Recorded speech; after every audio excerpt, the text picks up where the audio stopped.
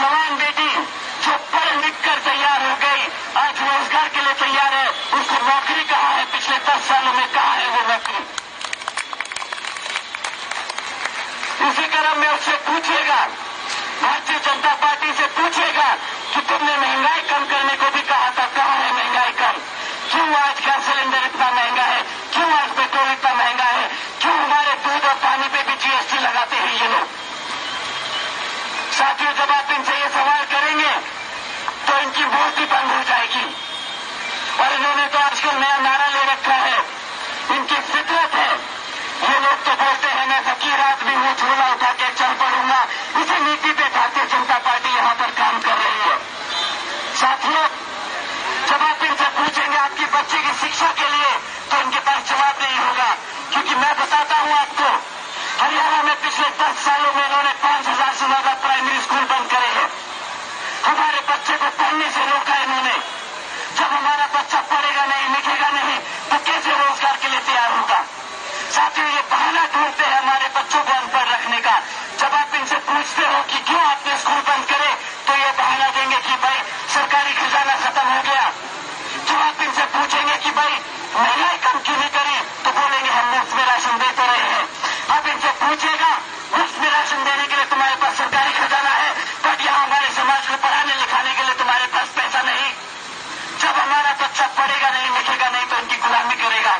साथियों, ये हमारे बच्चों को, हमारे आने वाली पीढ़ी को गुलाम बनाना चाहते हैं। ये भारतीय जनता पार्टी की नीति और योजना है। साथियों, ये इनकी साची समझी साजिश है। आप इनको अपने हल्के में घुसने मत देना। साथियों, भारतीय जनता पार्टी ने हमारे भविष्य को कुचलने की कोशिश की है। जब आप इनसे बोलेंगे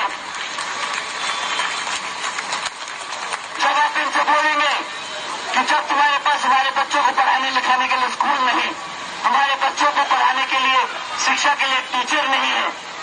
हमारे युवा साथी जो कॉलेज में पढ़ रहे थे, 2017 से इन्होंने हमारे कॉलेज में पढ़ रहे पिछड़े समाज के छात्रों को, एससी समाज के छात्रों को स्कॉलरशिप का पैसा नहीं दिया। इन्होंने स्टार्टिंग में जब सत्ता में आए थे तो वादा किया था कि एससी एसटी ओबीसी समाज के छात्रों को स्कॉलरशिप का पैसा मिलेगा, परंतु 2017 से इन्होंने हमारे सभी छात्रों के पैसे रोक रखे हैं। हमारे छात्र जो पढ़ाई लिखाई कर रहे थे, उनकी पढ़ाई लिखाई बीच में छूट गई। साथियों, इन्होंने कोई ऐसी कसर नहीं छोड़ी जहां पे हमारा बच्चा पढ़ लिख कर आगे ना निकल जाए। जब आप इनसे सवाल कर रहे थे रोजगार के लिए, मैं आपको बताना चाहता हूं, आज हरियाणा का 40% युवा बेरोजगार घूम रहा है। 40% बच्चे पढ़ लिख कर तैयार होकर आज बेरोजगार घूम रहे हैं। मेरी यहाँ सभी बड़े बुजुर्ग माताएं बहनें हैं, वो जानती है, वो दुख दर्द समझती है। उन्होंने अपने बच्चे को कॉलेज में पढ़ाने लिखाने के लिए कर्जा लिया है। वो कर्जे की ईएमआई भी चुका रहे हैं, वो कर्जे पे ब्याज भी दे रहे हैं। परंतु जब उनके बच्चे को पढ़ा लिखा के तैयार करा गया हमारे माँ बाप ने, तो उनसे जब नौकरी मिलने का समय आया, तो भारतीय जनता पार्टी बोलती है कि हमारे पास नौकरी देने के लिए नहीं। साथियों, हकीकत तो यह है कि आज हरियाणा प्रदेश में 2 लाख से ज्यादा सरकारी पद खाली पड़े हैं, परंतु इनकी नीयत नहीं कि हमारे पढ़े लिखे बच्चों को नौकरी दे दें। क्योंकि अगर हमारे बच्चों को रोजगार मिलेगा, वो नौकरियां मिलेंगी, तो वो आरक्षण के तहत हमारे एससी एसटी ओबीसी समाज को नौकरियां मिलेगी। परंतु ये चाहते नहीं कि हमारे समाज को आरक्षण मिल जाए। ये चाहते नहीं कि हमारे बच्चे अपने आप कमाएं, अपने माँ बाप का नाम रोशन करें।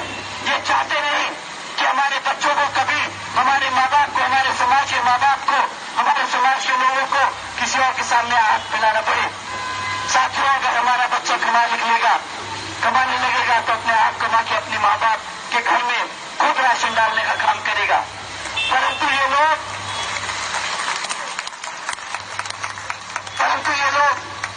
सोची समझी साजिश के तहत हमारे बच्चों को मौका नहीं देते।